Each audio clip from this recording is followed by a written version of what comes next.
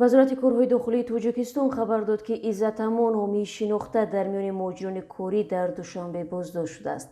این نهاد در اطلاعیه رسمی که روز 27 مارس در سامانه‌اش نشر کرد گفته است عزت امان با سبب رعایت نکردن قاعده‌های بود و باش و با راه‌های غیر قانونی صاحب شدن به شهروندی روسیه با قرار دادگاه نهایی تور از این کشور رانده شد. مقامات تاجیک این فعال شناخته در میان مهاجران را به خلابی گمان بر می‌دانند. اتهامی که جانبداران عزت امان آن را ساخته و به فعالیت‌های کاری او در روسیه ربط می‌دهند که به گفته آنها به مقامات تاجیک خوش نمی‌آمد.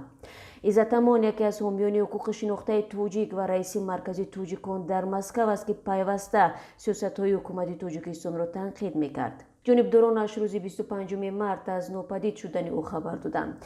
در یک نواری از قبل ثبت شده عزت امان ادعا کرده است که تحت تعقیب قرار داشته در صورت بازداشت او را با فرمایش مقامات تاجیکستان به دوشنبه می‌فرستند. عزت امان در ادامه صحبت ویدیویی که شام 25 مارس در یوتیوب گذاشتند گفته است از سال 1996 شهروندی روسیه را دارد ولی چند روز پیش شناسنامه او را به اعتبار اعلام کردند. از این پیش دادگاه نهایی توری شهر مسکو عزت امان را به فعالیت غیر قانونی گناهکار کرده بود.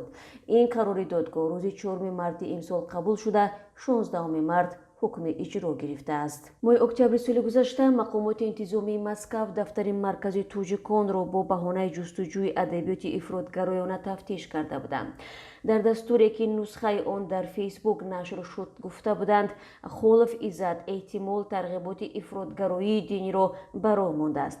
عزت امان آن زمان گفته بود ظاهراً این یک هشدار به او درباره فعالیت‌هایش در مورد حمایت از حقوق مهاجران است که به حکومت روسیه و تاجیکستان خوش نمی‌آید.